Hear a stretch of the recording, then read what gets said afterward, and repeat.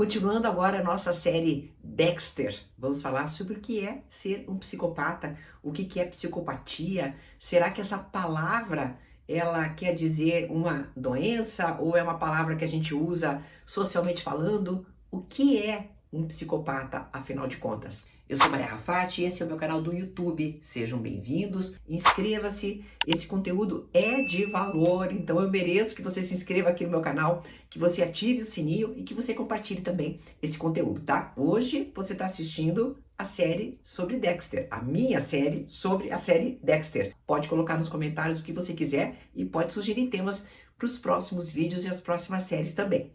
Vamos lá. O que a gente fala socialmente e denomina socialmente como psicopatia não é uma doença para a psiquiatria. Então a gente não tem este nome, doença psicopatia, a doença sociopatia. Socialmente falando, a gente encara o psicopata como sendo mais grave que o sociopata, isso digo socialmente falando, todo mundo encara assim, mas na realidade a gente pode enquadrar, se é que podemos enquadrar em algum lugar, os elementos da psicopatia no transtorno da personalidade antissocial. Vamos lá. Qualquer transtorno é um distúrbio do pensamento. É um distúrbio da forma da mente funcionar, tá? Isso é um transtorno.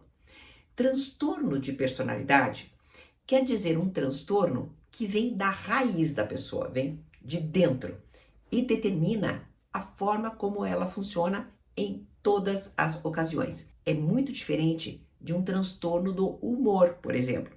A depressão seria um transtorno do humor.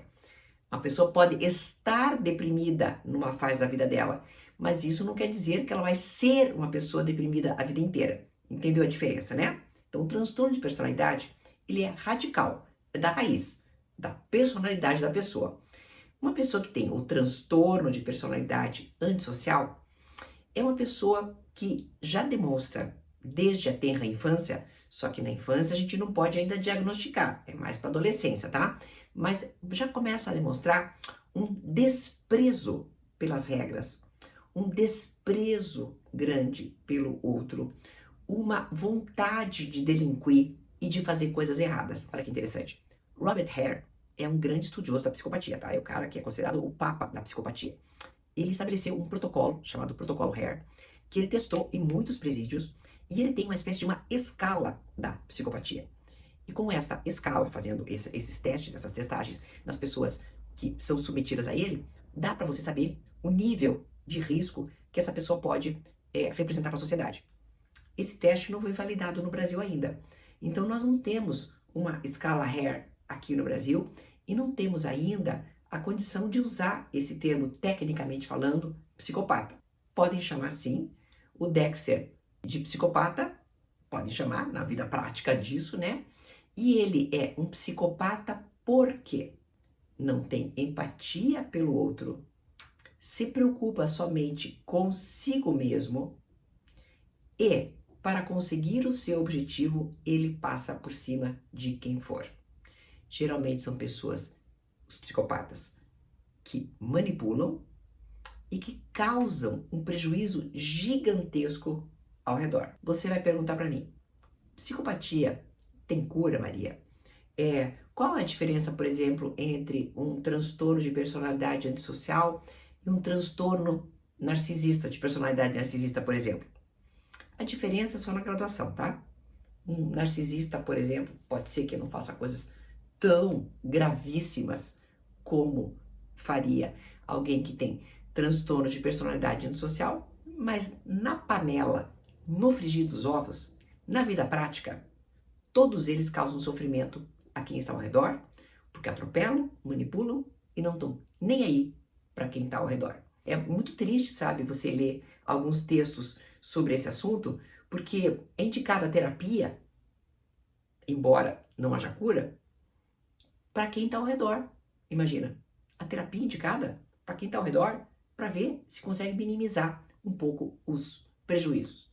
Eu tratei e trato pessoas com transtorno de personalidade antissocial e narcisista. Já me encontrei com essas pessoas. Maria, mas as pessoas querem tratar isso? Não.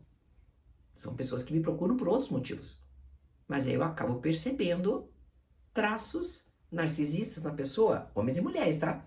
Acabo percebendo, meu Deus do céu, isso aqui tá parecendo um negócio antissocial. O que eu faço? Eu me lembro de ter dado o diagnóstico só para 2 pessoas, para 2 mulheres.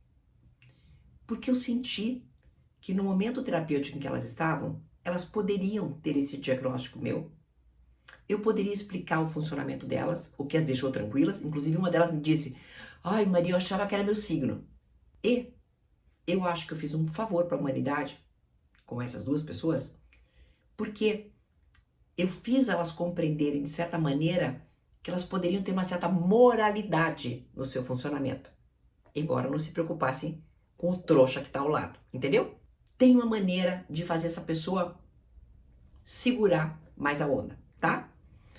Depois eu vou falar no outro vídeo como é que você faria um tratamento, se tem tratamento ou não tem. Depois eu vou explicar melhor. Mas basicamente, o Dexter, vamos para ele, né? É dele que se trata. Vocês podem identificar isso na série. Como é que ele funciona? Empatia zerada, total. A empatia dele é zerada. Como ele está treinado, depois a gente vai explicar isso também no outro, tá? No outro vídeo. Treinado para direcionar os seus atos, que ele não consegue controlar, os seus atos para matar outros serial killers, ele faz isso sem dó nem piedade. Em nenhum momento ele tem uma conexão com as pessoas que têm afetividade por ele, tá? A irmã dele, aí depois teve a noiva lá, que depois casou, etc. Essas pessoas que estão na vida dele, mesmo que essas pessoas sejam super, né, emocionadas, super sensíveis emocionalmente, tenham por ele algum sentimento, ele não possui. A origem da psicopatia é ainda controversa, tá? A pessoa nasce com isso, funcionamento cerebral desse jeito, porque tem o funcionamento, etc, e tal, físico, biológico, comportamental. Há origens controversas, mas as melhores teorias, hoje, as mais aprovadas, mostram que há 2 alternativas. Uma é que o cérebro já nasça com essa disfuncionalidade mesmo, tá?